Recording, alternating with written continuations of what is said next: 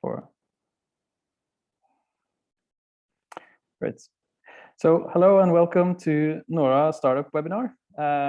We have this really kind of mixed bag today of a title because we think it's quite strange to see what's happening, with all these whistleblowing and all these large technology companies, but then to consider artificial intelligence and also this more practical context. So why social entrepreneurship? Social entrepreneurship is an approach by individuals, groups, startup companies, or entrepreneurs where they develop, fund, and implement solutions to social, cultural, and environmental issues. And a lot of social questions that we ask today is kind of how we govern information or misinformation.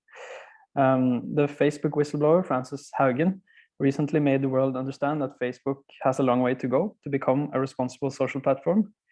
And they might not have handled information as well as one hoped, especially like with large differences between different languages and different places. And we also have with us a representative from the Norwegian Data Protection Authority, Datatilsynet, and they also recently published a report on whether they should have a Facebook page, and it seems the answer was that it was not responsible to have a Facebook page.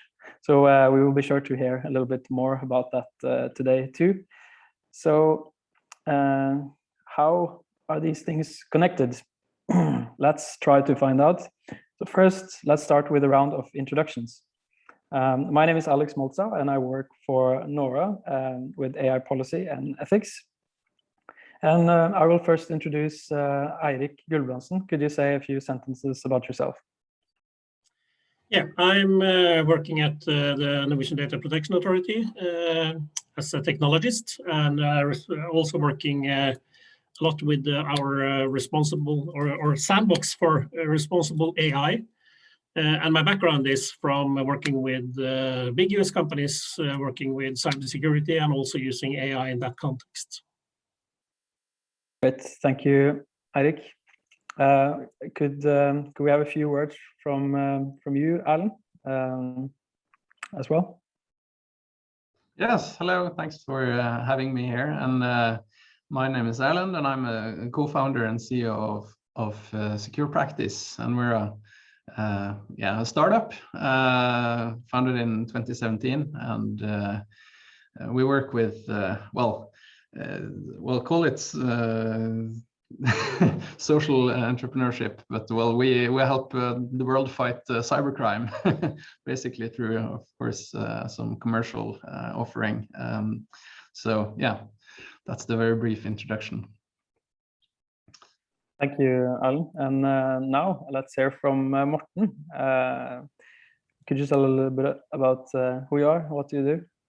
Hi, everyone, and thanks for the invitation. My name is Morten Langfeldt Dalbakk. I'm currently the head of Insight and Analysis at faktisk.no, which is the only fact checker in Norway. We also have an education division, among other things. I've been working there for a couple of years, and before that, I worked at Adresseavisen in Trondheim as a journalist and commentator. And before that, I did a PhD in analytical philosophy at NTNU. So quite a diverse path to getting here, but I'm looking forward to talking more to all of you. Great, thank you so much. And we will start with the presentations straight away. So Eirik Gulbrandsen, could you please give us a short presentation of the work that you're doing? Okay, so I do that instead of Morten? I think Morten was supposed to start. I don't mind. Okay, it's okay. Eirik, I think it would be great if... Okay, there it is. Thank you.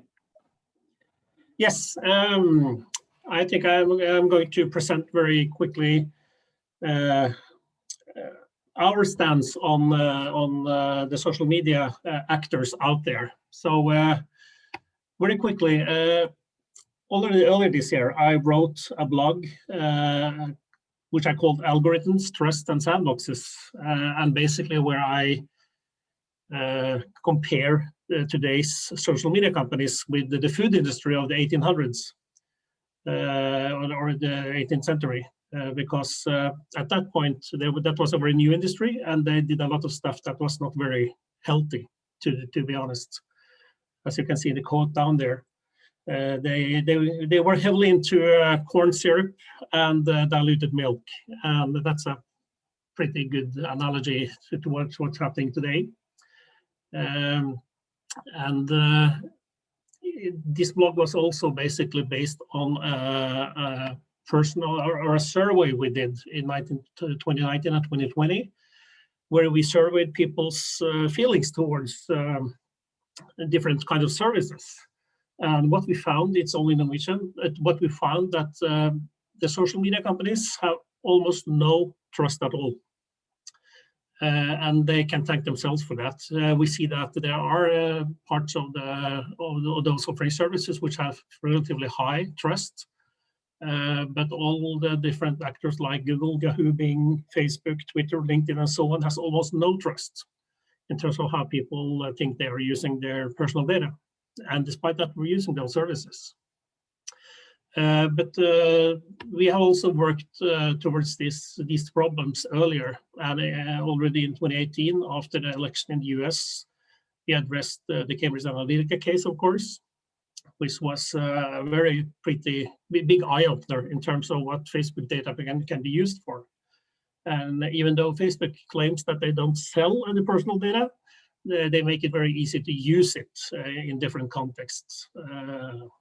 So in this case, we have also now recently worked with a case called Grindr, which is a social app for meeting people. And we actually issued Grindr, or we have indicated an intention to give them a fine of 100 million Norwegian kroner, which is the biggest fine Norwegian has ever given to anyone.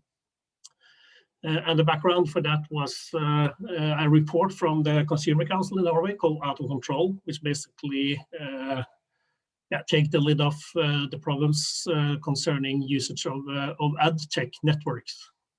And the key problem here was that the different social media platforms are so heavily interwoven with the ad networks that is basically the same industry. And that's also it's important to understand that Facebook, at least Facebook and a lot of other social media platforms, they are not really social media platforms. They are ad platforms. They sell ads. They cannot explain that away. They're selling ads. Their technology is about getting the most possible clicks to sell ads. And the infrastructure below, it's incredibly complicated, incredibly interwoven, and basically like a black box. So it's very, very difficult to understand how personal data is used when you are being served ads. But of course, the most recent and interesting case is the fact that the Norwegian Data Protection Authority has gone out very publicly and said that we are not going to use Facebook. So we planned for it, and we intended actually to consider it. And we made an internal risk assessment. And also ran on the DPA, Data Protection and Impact Assessment. And we basically found that it's impossible to make use of Facebook as a company without breaching GDPR.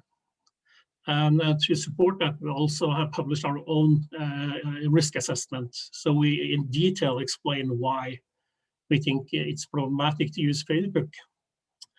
And we also see that more and more the public companies or public offices in Norway are actually retracting their use of Facebook. And of course, as Alex mentioned, Facebook has their own problems globally and in the US. So maybe we are seeing a shift here. And getting back to why, because we have also written an article, our director has written an article about that's why we said no. And the short story is that it's impossible to make any head of tail of how Facebook actually use the personal data they collect. They cannot document it, they won't document it. And these are example questions because Facebook came to us after report, so after being pretty hard to get in dialogue with. They then got back to us after we published that report and asked, why haven't you talked to us? And that's why a little bit ironic, but we do have questions from Facebook that we want them to answer in public. And sample questions could be like, how do you use your data? And we have asked them several times. They haven't really given any good answers on how they profile anyone or young people or children. And we also challenge them on actually providing understandable and meaningful information about how this information is used. And we also ask them how they're going to support European companies in terms of being compliant with GDPR, and also how they build in privacy. And all these are questions we are happy to ask Facebook, and happy to get answers to. In that context, we also have something called the regulatory sandbox for AI and privacy. And that has its origin in the National Strategy for Artificial Intelligence in Norway. And one of the concrete things was that they wanted to establish a sandbox, and Datatilsynet got that mission. So what we're trying to achieve is actually trying to work with companies that want to develop solutions using AI and see if you can do that in a privacy-friendly way. Can you innovate and still provide privacy? So we actually want to, in a constructive way, to work with companies in Norway to see if we can do this in a right way. So that's a key reason for why. And we had a lot of applications in the first round. We're now beginning to start to go into the second round, and from a lot of different areas. So we have a pretty good group of people that want to be part of the sandbox. And the first round had the 3 participants. Now with a big project concerning prediction of people that need to have meetings and so on. And as you can see at number 4 there, we have Secure Practice, which is one of the participating companies in that sandbox, which was about how do you assess people's knowledge about cybersecurity in a good way without challenging their privacy in a bad way.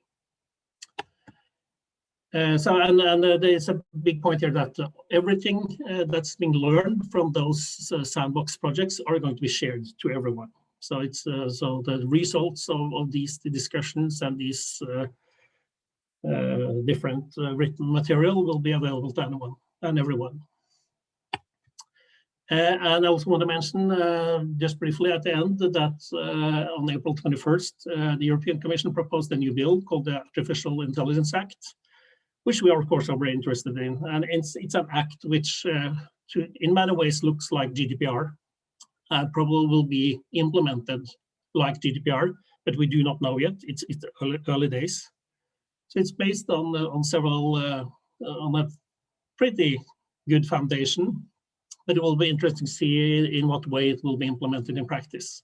So this will be probably in addition to GDPR and the Police Registry Directive in Norway.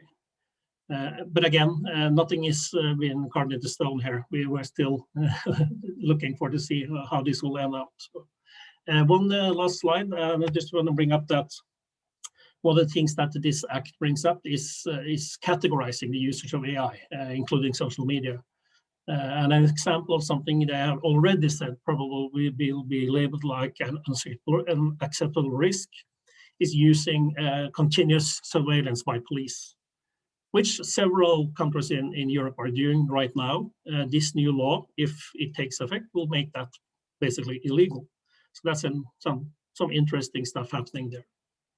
So that's what my quick intro in terms of Datatilsynet's thoughts about social media and what happens there and the challenges.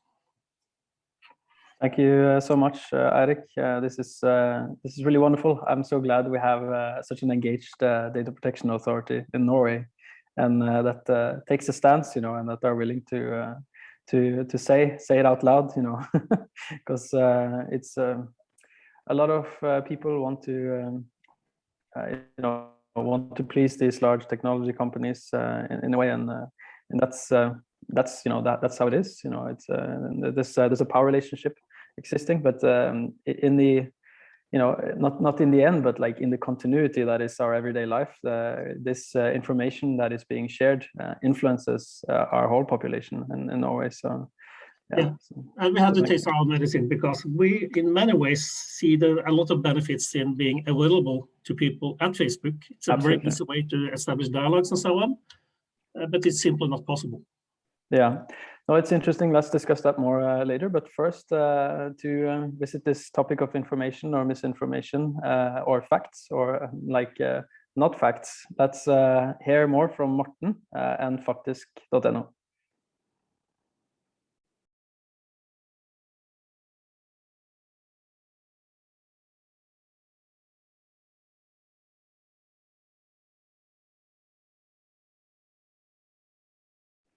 Yes. Let's see. You are on mute, Morten. I just needed to get off the toolbar. As I told you before, I'm used to the Google interface. Yeah. I'm still screen sharing. Very good. Okay, so thank you. Sorry about the slight technical issues, unfamiliar platform. I am Morten Langford Dalbakk from faktisk.no, as I said in the introduction, and I'm just going to briefly describe how we have been working to counter misinformation especially on social media platforms, and how we're planning to do so better in the future. So for those of you who don't know what faktisk.no is, we started in 2017 as a fact-checking organization. We're funded by most of the major Norwegian media companies, including sort of the eternal competitors VG and Dagbladet, the major daily newspapers in Norway, and both public broadcasters, both broadcasters in Norway, the public NRK and the private commercial TV 2. So that's sort of our origin. And 4 years later, in 2021, we have grown quite a lot. We are now what we think of as a knowledge sector nonprofit, and we have 3 divisions that all contribute to promoting an open, inclusive, and fact-based public debate, which is considered sort of our main societal mission. And the 3 divisions are the fact checkers in the newsroom. They are, of course, the core of faktisk.no. They are the ones who provide the journalistic stuff we do. They fact check politicians. They fact check viral misinformation online and so on. We also have an educational and media literacy division, Tank, and an insight and analysis division, which I am heading, and it started only a few months ago. So in general, our main aim is to limit the spread of misleading and false content, both online and in society in general, by, for example, fact-checking and debunking viral claims and conspiracy theories. And as you can probably imagine, over the past year or so, our main job has really been to debunk weird and outlandish claims about the COVID-19 pandemic. We also fact-check claims made by prominent public figures, in particular politicians, and we, through Tank, our education division, we provide methods and materials educators can use to teach students media literacy and critical thinking, especially with respect to the content they encounter online. And finally, we research and analyze how information, including misinformation, is spreading through the Norwegian online universe. That's something we just recently started. I'm going to tell you a bit more about that later on. And also, just in the interest of both full disclosure and because that's part of the topic of this particular conversation, we also contribute to fact-checking on Facebook through the third-party fact-checking program. So we actually work with Facebook to label misleading and false content on Facebook that we have fact-checked. I can talk about that more in the debate later on, because I think working with Facebook is kind of a point of controversy. And as I said, our core thing is fact-checking claims. And here you can see 4 examples of claims we've fact-checked in the past year. So the first one is whether Norway is among the largest exporters of CO2, which was mostly true. It was claimed by one of the members of the Green Party, who is now in Parliament.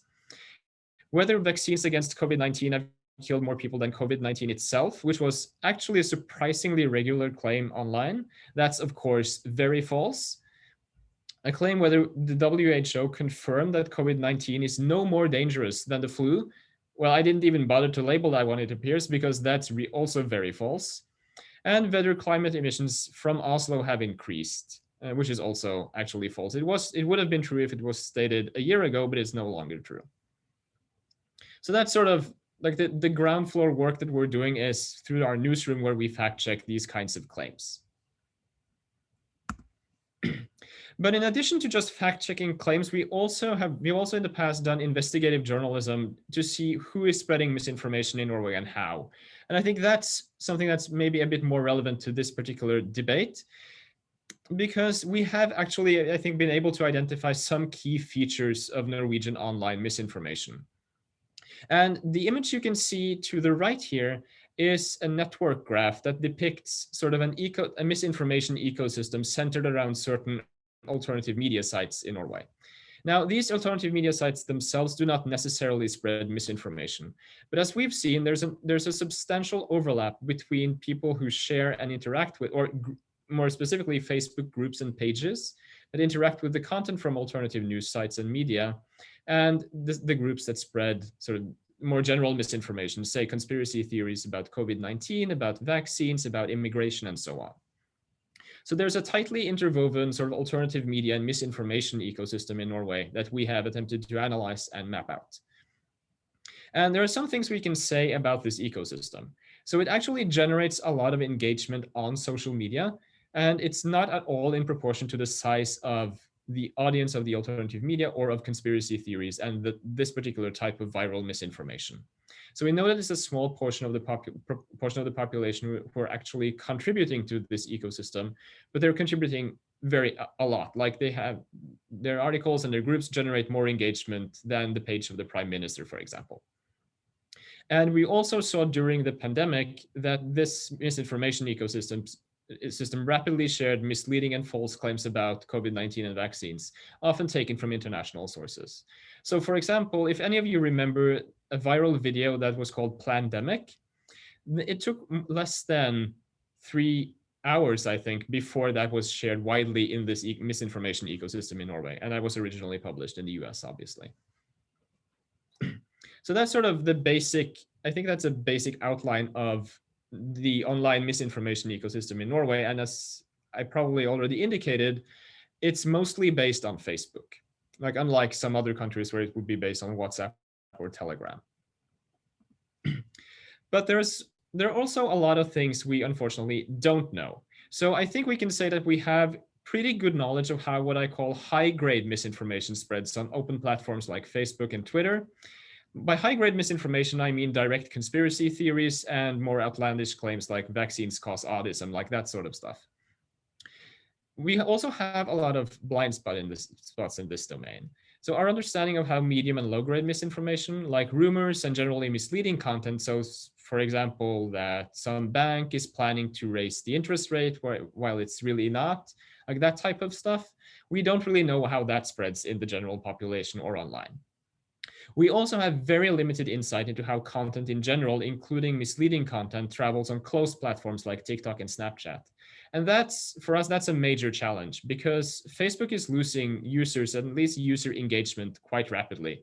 And people are moving on to more closed platforms, for example, and platforms that might be closed in the sense of being more private, but also platforms that do not really share data with external people or external organizations like us. So TikTok and Snapchat are examples of those platforms. And we don't really know if there's a lot of misinformation there, although we have reason to suspect that it is. In addition to that, we really lack what I call a deeper understanding of how the Norwegian digital information landscape works. So we don't really know how content is spreading around outside of Facebook. And that means also in part that it's impossible to estimate the impact of fact-checking efforts on the information landscape. So we don't really know if once we publish a fact check, does that really impact public social media conversations about the topic we fact checked? How does it impact what publishers, newspapers, alternative news sites write about that topic, and so on? That's something we are not able to tell at the moment. And I think every fact checker in the world is dreaming about the day when that's possible. So we have some quite major challenges and ways we could improve our work to counter misinformation. And that's sort of the priority of my division of Faktisk Innsikt, or the Insight division. And what we want to do is to map out the Norwegian online universe and investigate how information spreads on more closed platforms, by which I mean platforms that don't really share data, not privacy-oriented platforms. And to do that, we need to, I think, understand the networks of publishers and sites that form the core of the Norwegian online information ecosystem. So major publishers, major social media accounts, and so on. investigate how information flows through these networks and whether they can be influenced by, for example, fact checks or other events, and gain deeper insight into what kinds of misleading or false content Norwegian users are exposed to on, say, TikTok, for example. And to accomplish that, we are journalists and people who have been journalists for a while and can't really do this on our own. So we're actually looking to working with researchers and specialists within AI, machine learning, and other areas of analysis and modeling to see what is actually possible to learn about the Norwegian information space and how we can how AI or other methodologies can help us understand it. So if you're interested in or have ideas about that, please feel free to reach out. And this is how you would do it. Just send me an email. I'll get in touch with you. And thanks for your attention. Thank you so much, Morten. That was faktisk really great. So I think it's great to see how this is being worked with in Norway, and also, I mean, it is a bit worrying that you are like one of the only actors on this in a way, because but one would hope there would be like more people working on this, on this related things. And like, how many people are you? I mean, I think it's great that you are there. I think it's fantastic. But I just think there's a lot of information out there. Yes. So, I mean, there's just in Norway, there is so much information that it's impossible to keep track of. And I think it would be a good thing if more people tried to dedicate themselves to fact checking. So some publishers already do some fact checking, like Filter Nyheter, for example. So they do occasional fact checking, but we're the only dedicated fact checker. And that's in a way, I mean, it's good to have a monopoly in a sense, but we're a nonprofit and would welcome the competition, I think, if other people wanted to try their hands on fact checking. Yeah, very, very interesting. I think we have to go on to the next speaker, Erlend from Secure Practice. Being the last panelist to present, I really look forward to this presentation, and then just a reminder that around 7-10 minutes is a good time, just so we get a little bit of time for the discussion. Sure. Thank you. All right, so Secure Practice, as a startup, few of you have probably heard of us, although we're almost 4 years old now. I'm not going to spend a lot of time on our company website, just to give a brief introduction to who we are. We're a commercial company, although we work with some of the challenges that kind of may be identified with social entrepreneurship.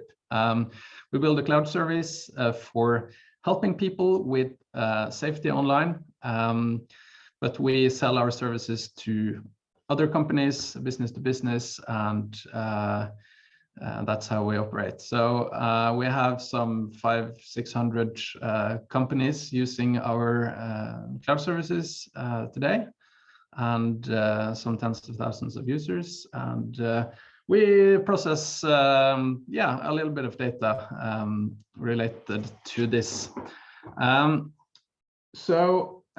We just to be very brief, illustrate what kind of challenge we are facing and trying to help with. Because in the context of a company, you often need to, or always need to secure your information. But kind of getting everyone on board and understanding that they are a part of the internet society, you need to be cyber aware, and you need to stay safe and take action yourself. It's not always straightforward.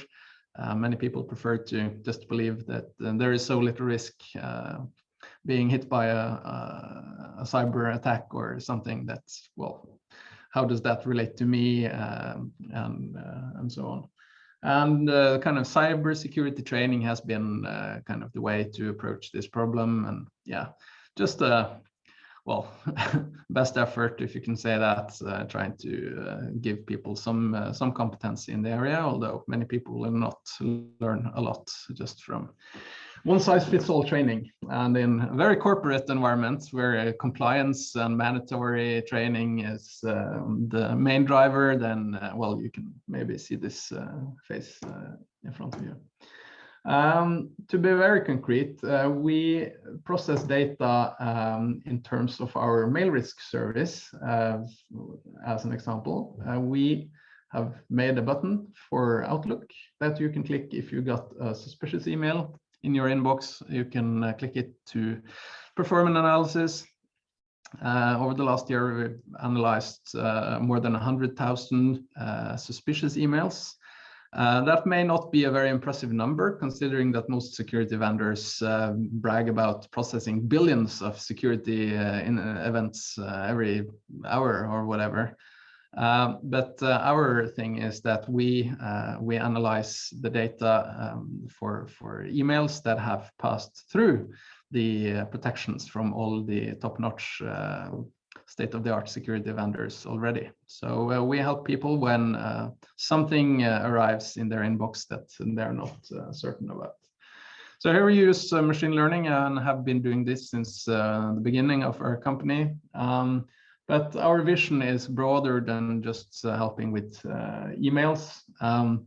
We want to make people safe online. And while the corporate environment is a good way of kind of commercially succeeding with selling a product, because there is an obvious need in companies to protect their information, this is also, well, you know, the Norwegian NORSIS, the Center for Information Security, have done surveys and found that, well, most people primarily learn about information security and safety online through their employer.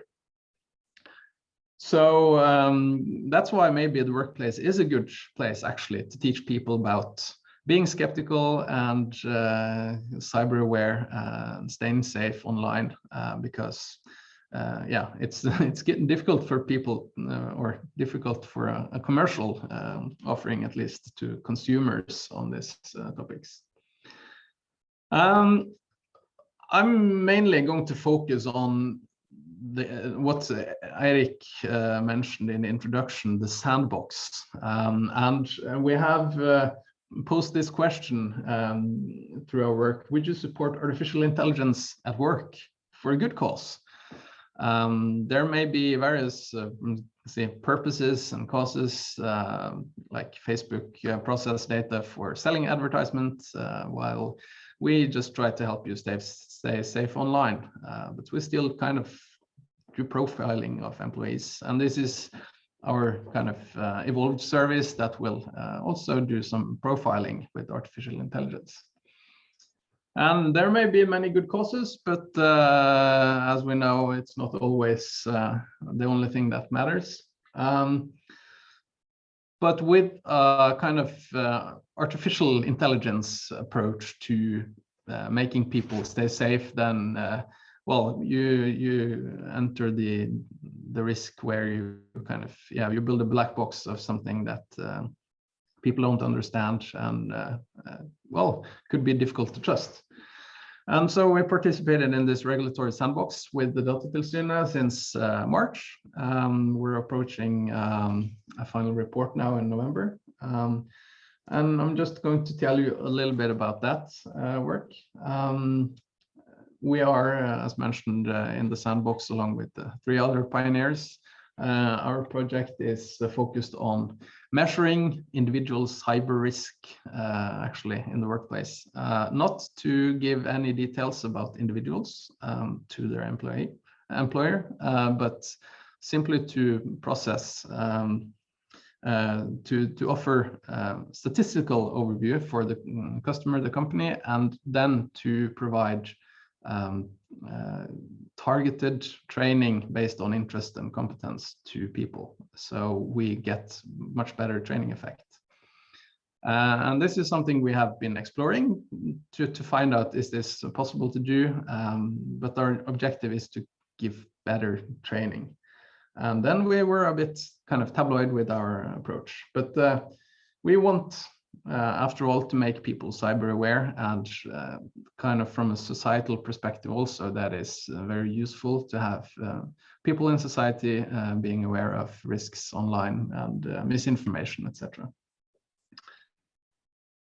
And we did this kind of voluntarily. We wanted to see if it's possible to make such a product. We know there are American vendors who already do this, but they say Ireland is a high risk, or they say in their marketing material that we will identify your next cyber breach in terms of which person will actually be subject to that breach. We wanted to take a privacy-friendly approach to this. So designing this approach, although the approach may seem controversial, at least, still, how is it possible to do? So taking our experience from working with machine learning and working with people, and yeah, we applied for sandbox participation.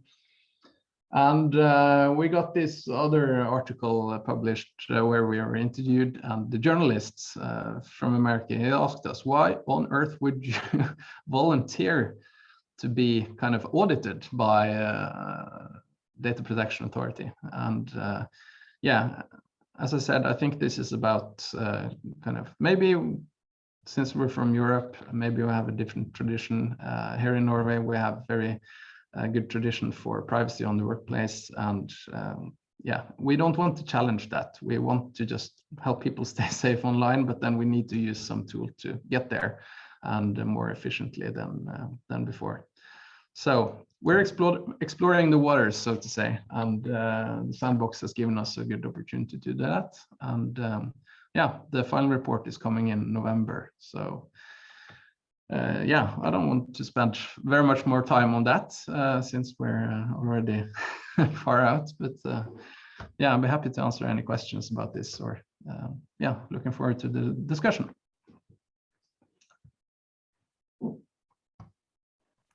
Great, thank you so much, Alan.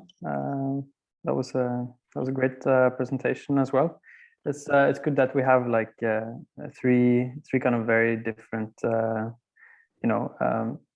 I guess approaches or people when it comes to thinking about the information that we receive, both on through the media, but also through our emails.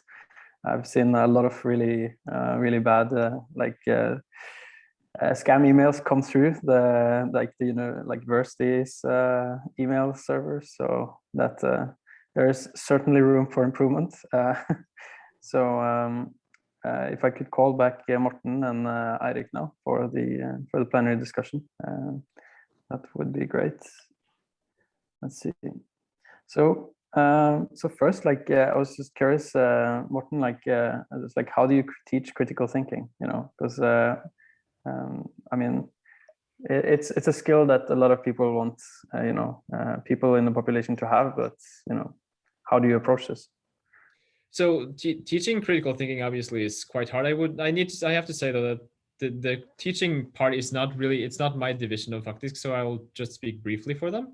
So they try to give educators, that means teachers, tools and various other things, so methods and so on, to teach their students critical thinking. And I mean, most of it really boils down to just stop and think about what you're actually seeing. So a lot of the times when we accept or spread misinformation online, or accept misinformation from people we know or from public figures, it's because we accept it immediately and don't really stop and think. So it's mostly about teaching people to stay calm, think things through a couple of times, and then check maybe with other sources if possible. So it's more about teaching that kind of calmness and preparedness than anything else.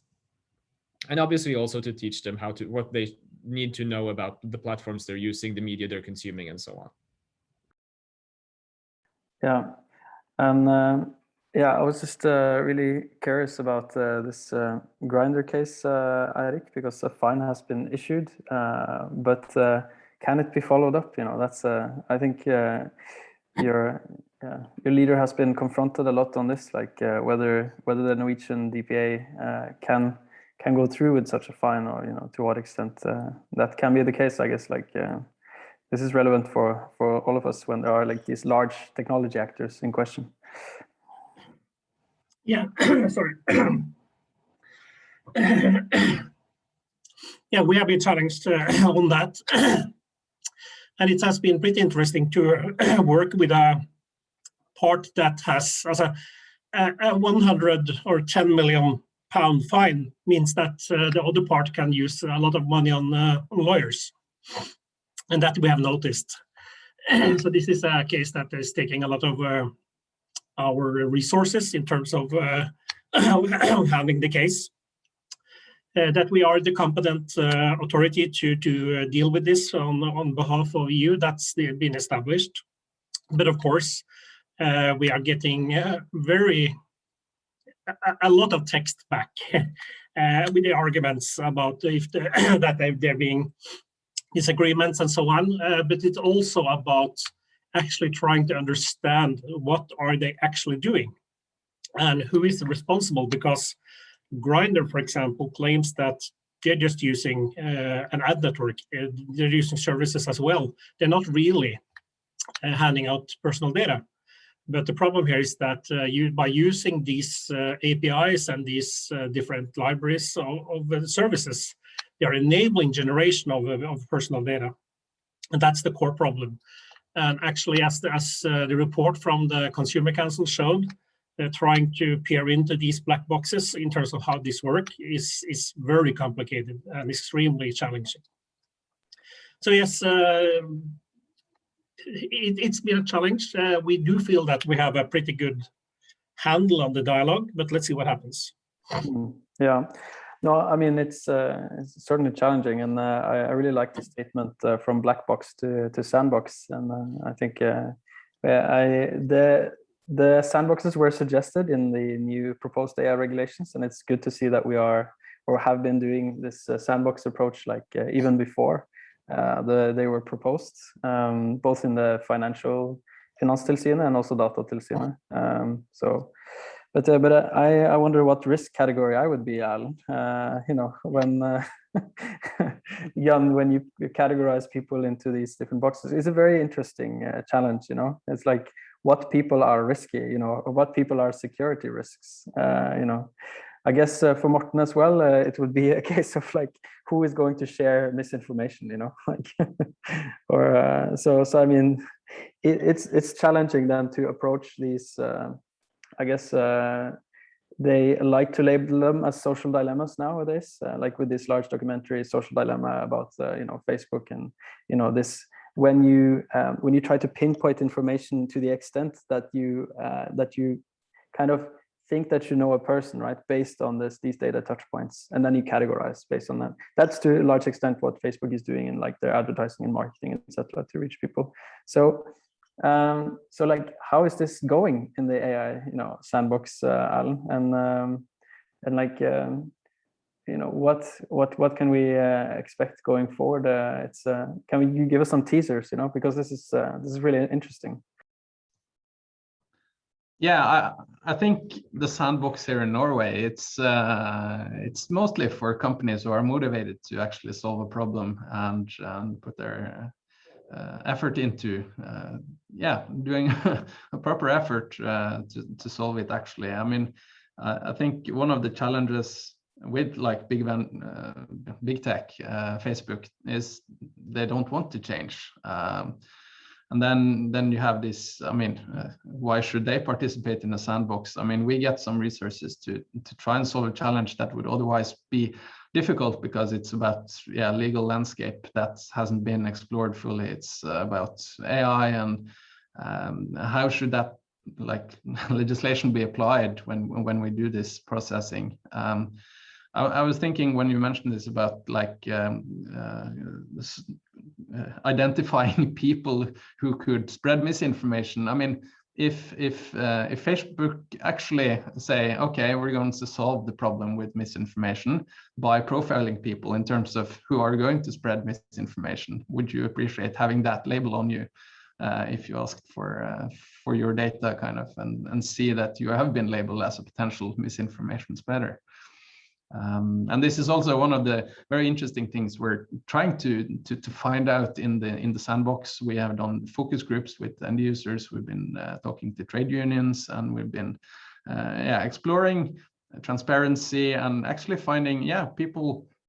Of course, they have a right for transparency in services, but then not all transparency kind of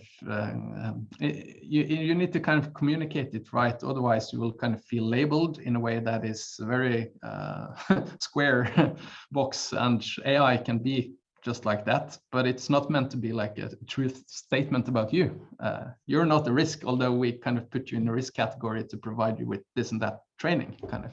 Yeah, of course. I mean, it's like information, but what you do with the information that you have in a sense, or like how do you manage that information? So I just have a really short question for Eirik from the audience, and then I have a question for that I want Morten to try to approach.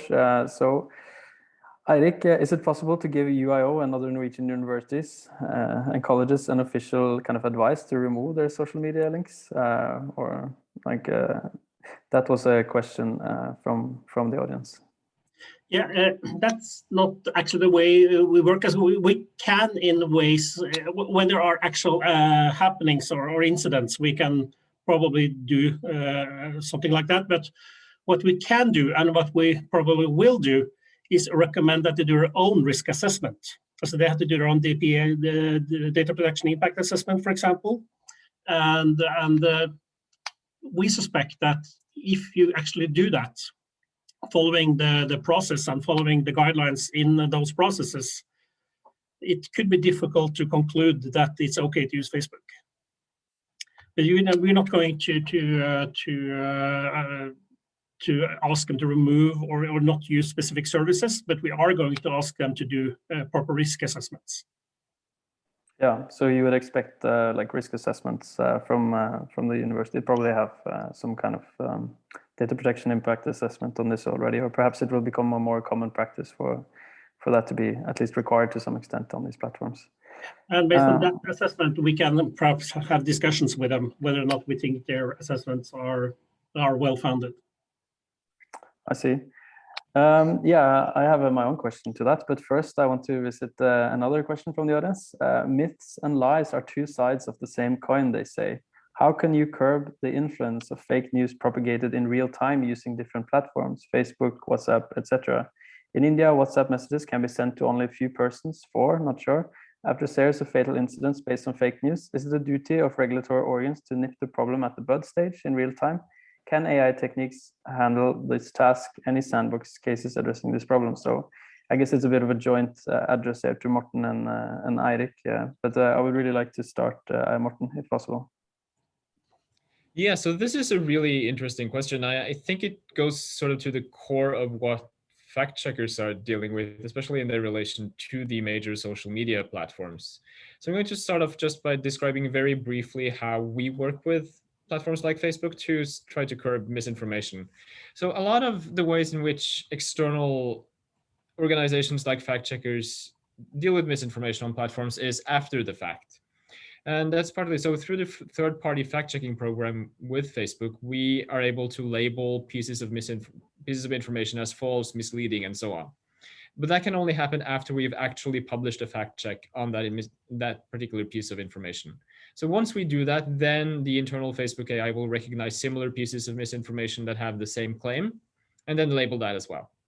So that's one thing, but that only happens after the misinformation has already been spread and spread widely enough that it's come to our notice. And this is something that's also done in, for example, India and the US and so on. So we don't really know how much this helps. We know that there is some, in contrast to just doing it through AI alone, there is some, hopefully, security in having professional fact checkers and independent fact checkers go through the information and checking it in advance. But our capacity is very limited, so we're not really able to strike down all of the misinformation, right? So maybe you could do it through AI, but I think the information, what we know about Facebook's and other platforms' efforts in using AI to detect and label misinformation, it has not been very successful. So it's something that hasn't really worked. I'm also worried that, I mean, Eirik can probably speak more to this, but I'm worried that if regulators in at least some countries are able to nip it in the bud, as it says in the question, I think that could be problematic because it's a question of who gets to label misinformation as, or information as misinformation, right? I mean, that's a major challenge. I think independent fact checkers are in a fairly good position to do so.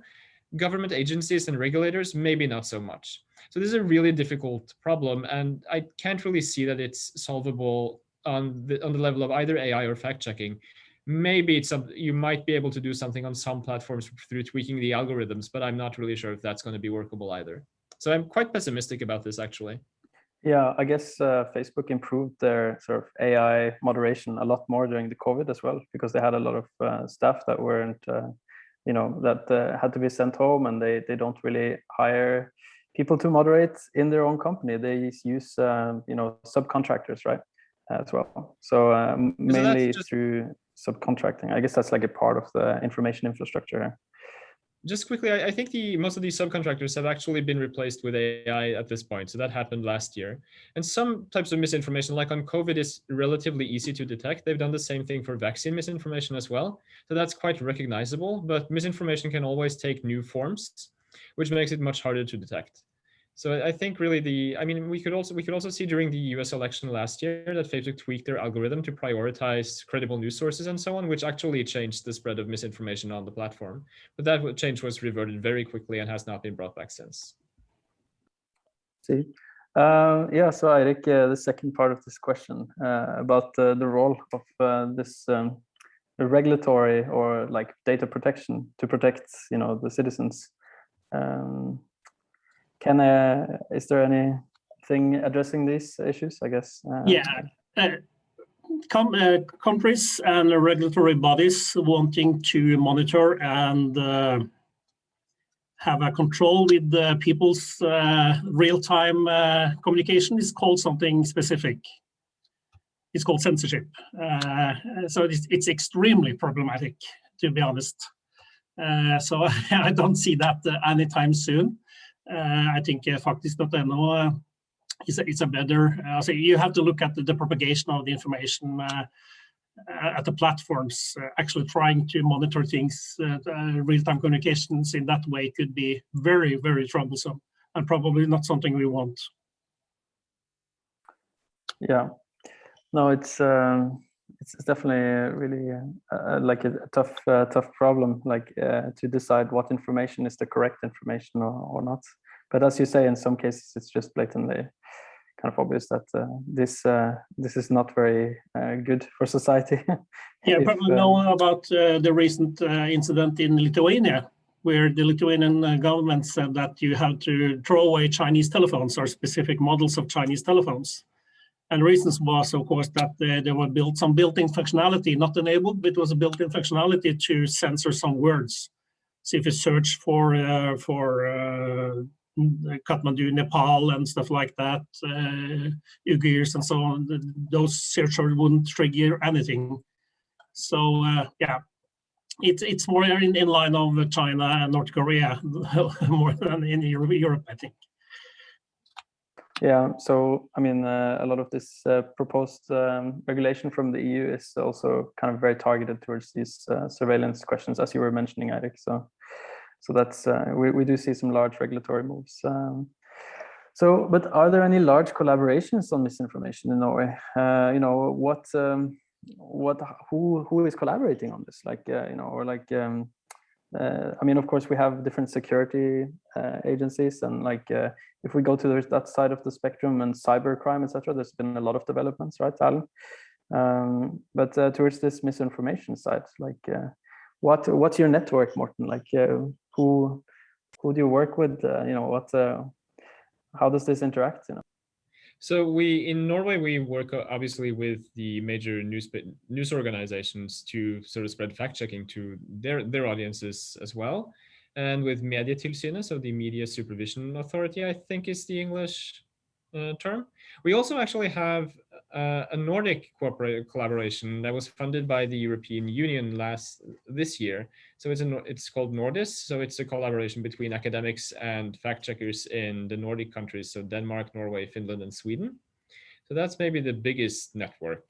And we're also, I mean, for fact checking, there's also a big global network called the IFCN, so the International Fact Checking Network, that also sort of has a code of principles that fact checkers must adhere to in order to be members. So you have sort of a class of IFCN certified fact checkers.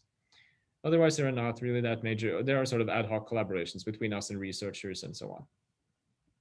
Yeah, there's a lot of questions for the DPA here, like, but There's another question, this time from Silvina, about have you ever found yourself in a situation where, with the intention of conducting fact-checking, the data protection regulations in force in the country where the data you sought to dissect resided in prevented you from completing a full comprehensive fact-checking? Well, that's this, like, again, split between DPA and Faktisk, I guess, to some extent. Because, for example, the Grindr case, you know, you were prevented, or you are still being prevented by a lot of lawyers, right? To to figure out what kind of data is being used and like how it's being used. So and you have given a fine, you know, so you have attempted to take regulatory action. But yeah, we've just hit 1500. So maybe I don't imagine we can have any short answer to this. Just want to make clear that Grindr doesn't necessarily try to hide information, but they are certainly not agreeing with us on everything. It's more about that.